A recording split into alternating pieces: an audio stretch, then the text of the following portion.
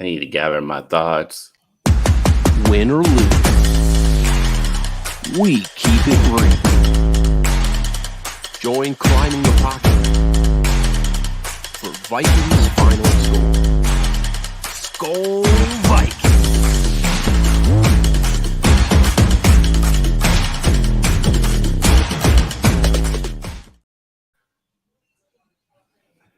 I don't even know what to say, to be honest. I honestly didn't think that the way the season has started, I didn't think they could find another way to like rip my heart out of my chest. And here we are. The game's not over yet. You know, we could have a Buffalo Bills from last year sort of situation or something, maybe. I don't know. But like, man, what? Like, yeah, I don't even know what to say. Flip, like, what was that? What What's that?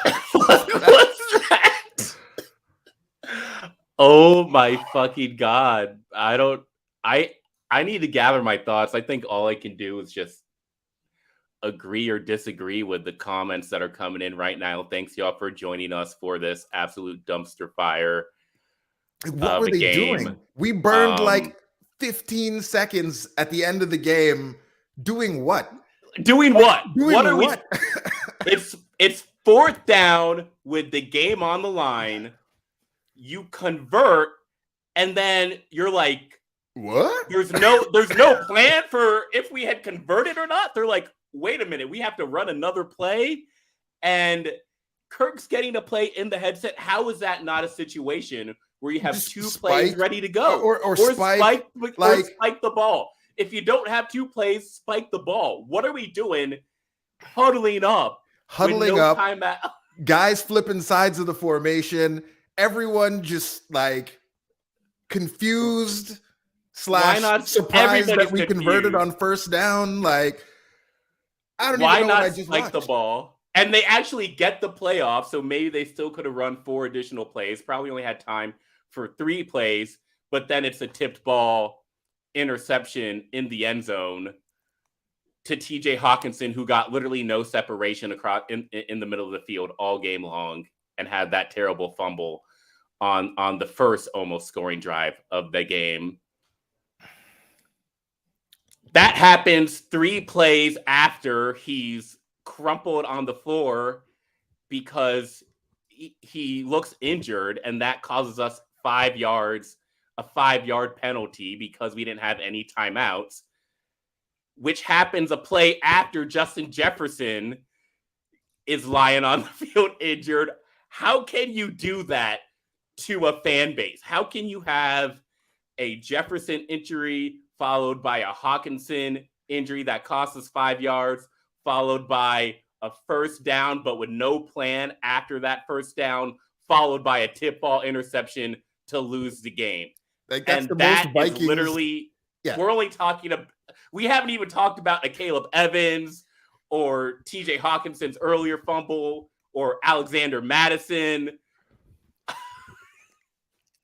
I mean, Luke, our buddy Luke, I mean, he said it earlier in the game, and, you know, like, all of us were down very early in the game when it looked like this was going to be a runaway by the Chargers. But maybe we just have to accept, like, this is not a very good team. Maybe some of what we were thinking early in the season, like, if some things just go their way, but that sequence at the end was not the sequence of a well-coached team. For as much as we've heard over the last 2 off seasons about how much the Vikings practice situational football, to be that out of sorts and just looking like you have absolutely no idea what to do with yourself with effectively the season on the line, and you're just out there running around like the Bad News Bears instead of running plays while just tick, tick, tick, tick, tick. Like, we are a poorly coached football team, full stop. Like, that is it. It's on the coaches. It has to be, because that's insane. That's crazy. The flags and the sloppiness is insane. The play calling is flat out, it just has to be better than what it was today. That's the worst defense in the NFL we went against today. and we struggled to move the ball despite all the weapons that we have, which is severely disappointing. And then the turnovers continue to be an issue, which makes us ask the question, what are they doing during the week? Like, what is actually being said to the players, not to the media, not in the press conferences? The other team, the Chargers, came in clearly saying, look, this is a fumble-prone team. We're going to try to rip the ball out every chance we get. Alohi Gilman, who I talked about on the preview show, is actively trying to strip every ball out of the Vikings' hands. That is something you can see that the Chargers defense practiced. And can you tell me that the Vikings practice holding on to the ball? Doesn't look like it. It looked like same old in the first half. And then in the second half, we're like, oh, okay, 2 hands on every ball, just literally let's remove explosive plays in order to make sure we're covering the ball. That's something that should have been done 6 quarters ago. Something that should have been done after the first game of the year. And now we're just getting around to it because we're down. I don't even know how many points we were down this game, but no clock management. No urgency. No urgency, no discipline. Running into the teeth of your weakness, asking your interior offensive line to pave the way for Alex Madison, who's a fumble liability. So, look, you look at the stats, Alex Madison had a pretty good game. We actually rushed for 100 yards. But what is the point of doing that run discipline if you're not going to win the game? The fact that can I just respond to Jamie real quick? Because I know this is the easy thing to do when we have a game, it doesn't go the way we want to. We kind of fall into this old pattern. But season long, we have not been blaming anything on Kirk Cousins. And for the most part, there were some shaky moments in this game. I think Kirk looked shakier in this game than he had all season. There were points where maybe he wasn't seeing the field as well as he has been. But I think oversimplifying, saying this is Kirk's fault or anything like that would just be silly. We're not here to do that. If Kirk plays well, we're going to say he plays well. If Kirk doesn't play as well, we're going to point out those things too. But I think Kirk bad, team bad. I think we're just a bad team overall. And Kirk is playing well on a bad team, just not good enough to overcome all the deficiencies this team has. It was something that was called out on the broadcast over and over and over again. You have a quarterback like Justin Herbert. He can help cover up some of the deficiencies that you might have in pass protection. He's able to do some things under pressure that a quarterback like Kirk Cousins can't necessarily do as well. So no, it's not blame Kirk. Kirk is playing good football, generally speaking. We're just a team that has a lot of flaws, and Kirk isn't good enough to overcome all of those things.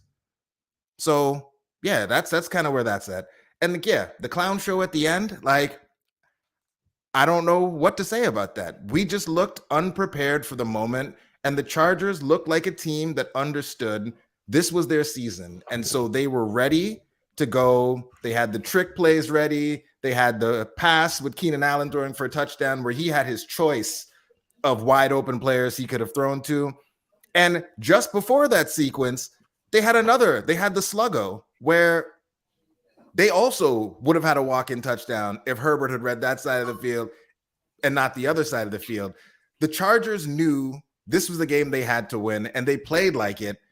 The Vikings did not bring that urgency, or maybe they did, and it made them play tighter than they should have. I don't know, but they didn't look like a team that was good enough or deserved to win against a team with matchups that they should have been able to exploit. Like Flip was saying, the Chargers defense is bad, and it took our offense a long time to figure out how to do anything against them. So welcome back, Flip.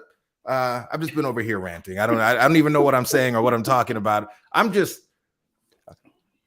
even know what I'm saying. All the comments are just spot on. We got to have some structure. Were there positives? Let's start there. Let's do positive, negatives, and then what we're going to do next week. I mean, we got a run game. The run game, hey, You know, all season long, we've been talking about we need to get a run game. The run game looked like what you would hope the run game for a professional football team looked like. But then every time we ran the ball, we were nervous because Madison just could not hold on to that thing. Every time he hit the ground, you were worried that the ball was going to be somewhere else. So, like, the yards were good, but it wasn't like it made me feel good about the run game. I felt like the run game was just a turnover waiting to happen all game long.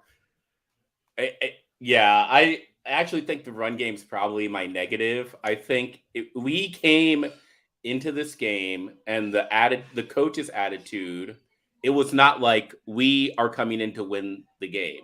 The attitude was we are coming in to run the football. That's really what it felt like to me. And then sure, you have the run game doing all these great things between the 20s, but the second you get into goal line situations, the second you get into short yardage situations, nobody trusts the run game. Nobody actually can get a yard. We're getting stuffed on the goal line. And that led to the drive before the ridiculous clown show where we got 0 points on 4 tries with the ball on the 2-yard line. Hey, the fans are giving you some positives here. We got Addison.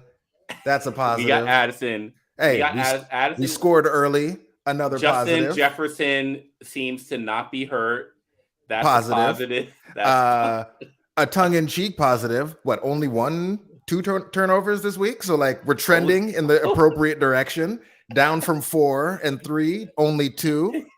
Trend is going, maybe next week it'll be only 1.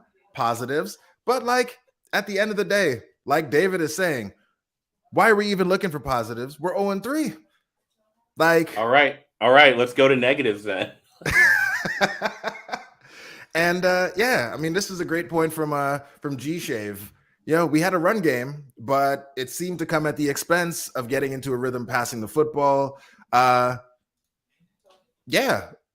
Justin Jefferson, he didn't have a single target in the first quarter of this football game. Because we wanted us to run the ball. We had to establish Alexander Mattison. When you have the chance to feed Justin Jefferson against the worst pass defense in the league, you know what you need to do? You need to give Alexander Mattison as many carries as he can get. That is exactly the recipe to winning a game, is Mattison going at a 4.7 clip versus Justin Jefferson, who averaged 21.3 yards per reception. Again, you've said it a couple times this season, Flip, getting too cute. And this felt like one of those things where instead of doing what the smart thing was to win the game, we came in with another agenda, which was to show we can run the football. And Christian, maybe you're spot on. The negative is that we're trying way too hard to find a positive. And that says all you need to know about who and what our football team really is. Yeah. So, yeah. I will say Kirk, this was Kirk's worst game this year, but with the perspective that he's absolutely balled out in the first 2 games. And that leads me to yet another negative, which is the offensive line just cannot protect the quarterback to the point where Kirk's play is clearly affected by it. And, you know, he still played well today, but he's starting to miss some throws. He's starting to throw a little bit behind some receivers. That caused a few pass breakups. He's starting to feel very uncomfortable in the pocket.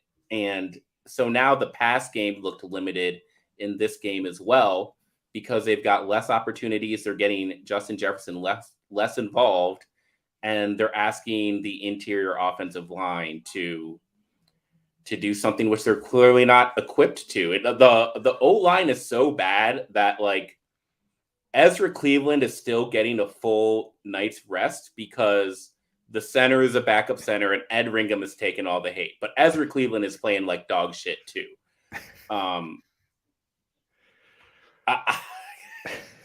And Marcus, the pass rush on the other side of the ball is also just not good enough. partly because Marcus Davenport has not seen the field in 3 games. We're literally paying that man to do nothing. So I guess I'm curious, Flip, from your perspective, because something that we heard a lot last season is Ed Donatel sitting back, letting teams march up and down the field on us. So this game, Brian Flores seemed like he emptied the clip in this game, and we blitzed, it felt like, on almost every play that the Chargers had, and we still couldn't get home and really do much defensively. Keenan Allen went for 18 receptions, 215 yards, and threw for a touchdown. Is it just a matter of us coming to a place of acceptance that this defense, until we get some different bodies, some different players back there, that it's going to be impossible for anyone to do something with this defense that gets them to a place where they can stand up against a decent offense in the NFL? Oh man, I think, I don't have it's expectations, right? So you and I are on the same page, is that we don't expect this defense to be that good. Where the Vikings defense is failing my expectations are, you have to get Marcus. What is happening with Marcus Davenport? I hate how I keep on going back to that, but he might be the most important signing of the offseason. Can I just say that Aaron is bringing the heat in the comments today? I hate cutting you off, but Aaron has been bringing the heat. We got the culture. We just don't got the wins. But maybe we got some milk and cookies in the locker room, and everyone's going to be going home feeling good about themselves after yet another heart-wrenching loss by our Vikings. If we have some semblance of a pass rush, I mean, Justin Herbert is dynamic. You're not gonna completely stop that guy. A Caleb Evans, if that play goes differently, that's a huge play that holds the Chargers, to 21 points, which I think is pretty good against a very good offense. And gives the Vikings a chance to win the game. If we start this game and we're saying that the Vikings only allowed 21 points against the Chargers, we're pretty happy with that. But the way that they allow those points is it's just crushing to see a ball bounce like that. Yeah. And it's also just crushing to see an offensive coordinator on the other side of the ball say, "Oh, look, I'm going against a bad pass defense, so I'm going to give my best player 18 targets." And then we are also facing a bad defense, and we're not giving the same love to Justin Jefferson. So, I agree with Daniel. Keenan Allen had more receptions than Justin Jefferson had targets today. Unacceptable. Unexcusable. Against this game is 90% on the offense for me. And I think it's fair now. It's early, but it's fair, especially coming off last season. But folks are starting to question maybe Kevin O'Connell and Kwesi and the vibes and all of these things.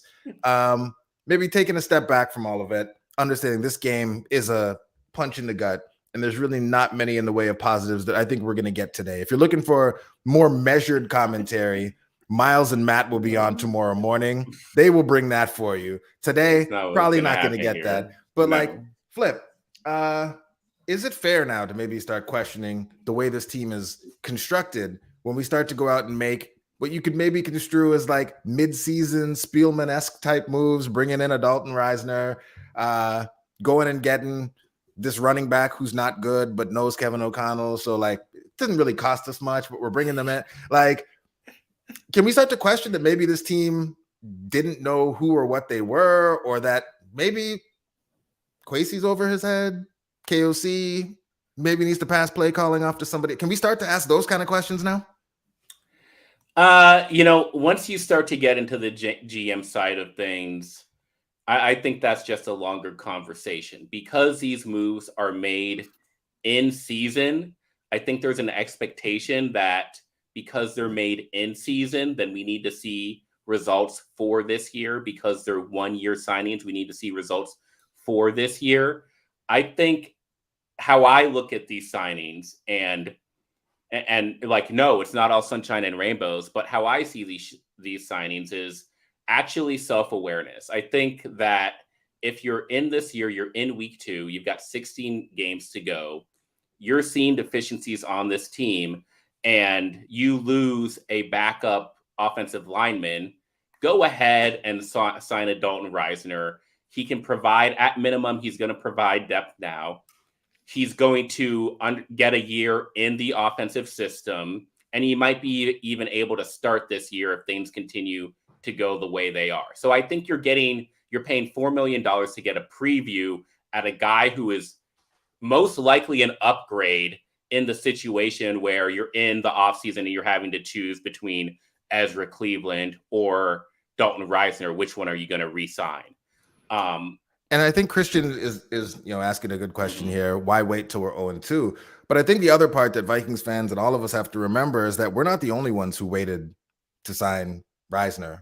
Right. Reisner's been out there, and no other teams in the league signed Reisner either. So there's likely a reason. We probably will never know what it is. But if Reisner is that good, there's probably a reason that he had not yet been signed by any teams, and he's coming in to get kind of a bargain basement late in the game sort of deal from the Vikings with a bunch of, funny money that makes it look like $4 million, but it's probably more like 2 and change. So like Reisner's coming in. Reisner has played well at times, but Reisner was also available for every other team in the league. And there's a lot of teams that could use offensive line help, and none of them signed him either.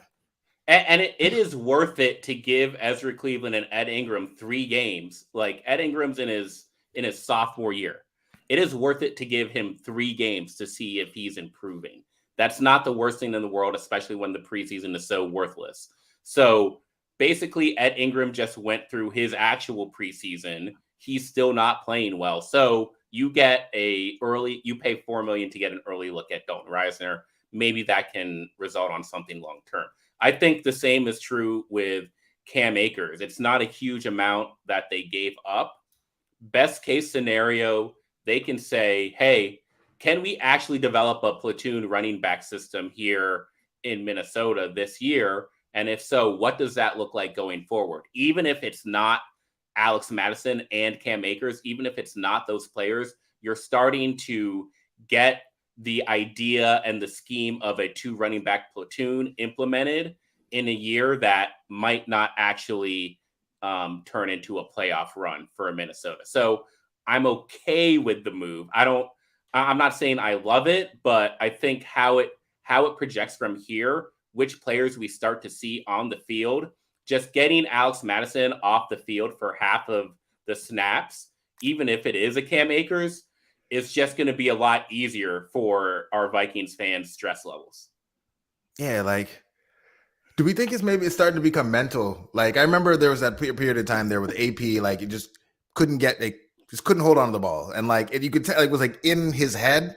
It seems as though like, yeah, every time we ran the ball, like I was nervous something bad was going to happen. I was like, something terrible is going to happen. Oh, we got a 10-yard game. They're going to give it back to him. Oh boy, ball's on the ground. Was he down? Was he not down? Like the one that we got where they down by contact, like we dodged a bullet on that one. But then of course, like, yeah, like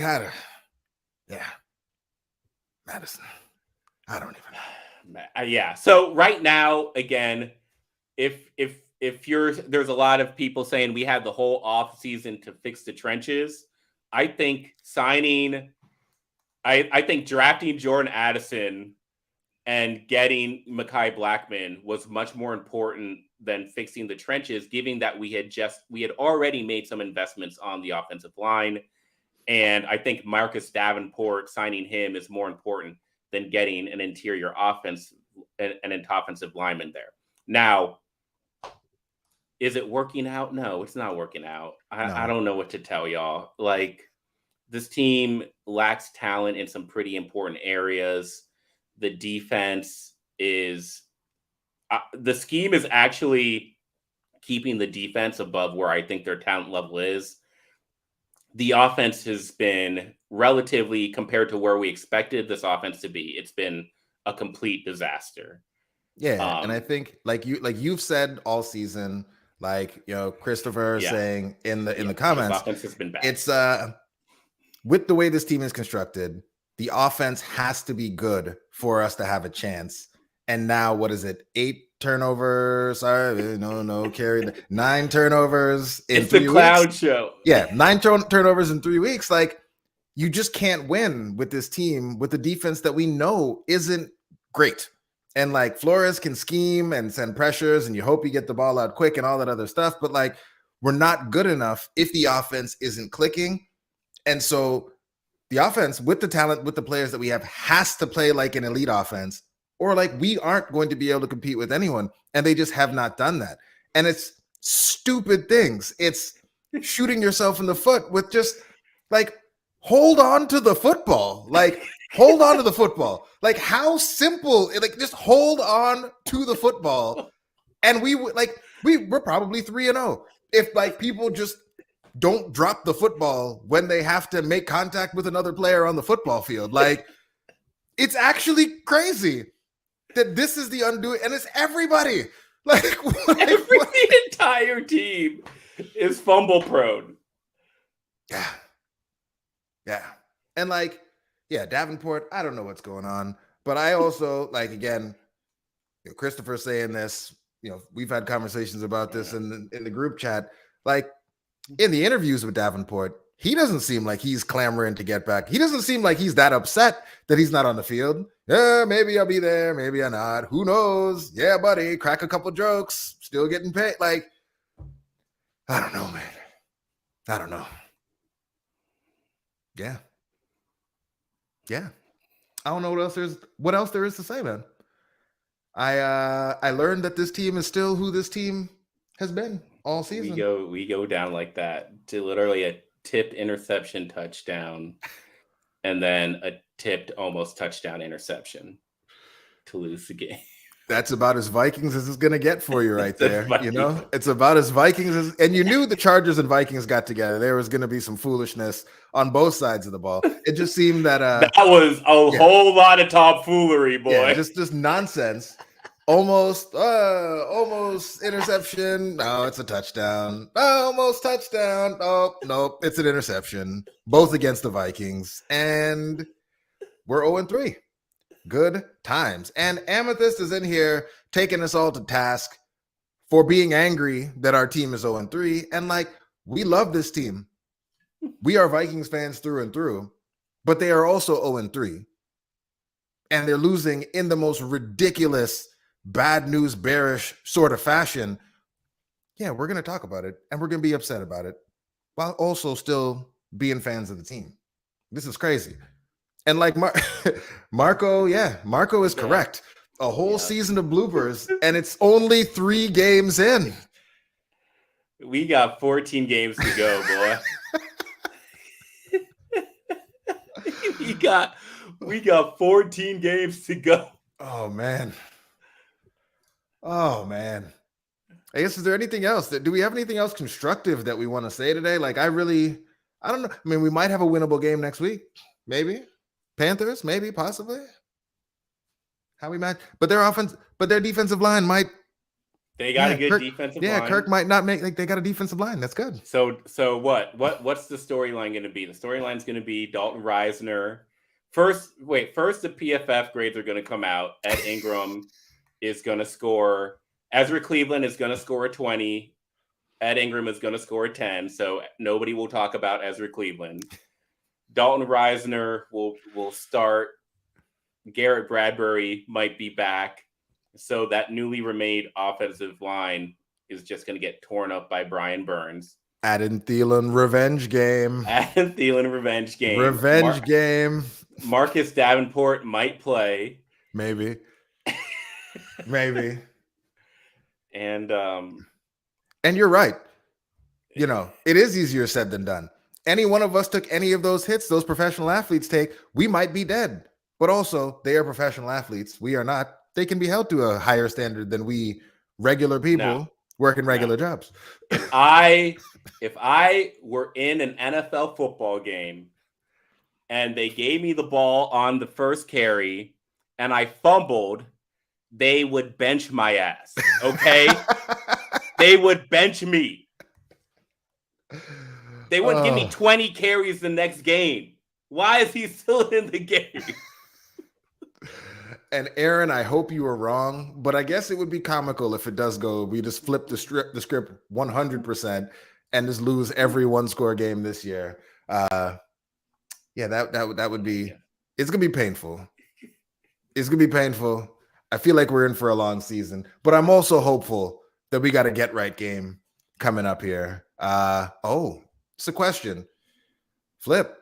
I mean, I believe Cousins has a no trade clause, but are you if you could, are you just pulling the chute now, trying to get Cousins to a team that needs a quarterback?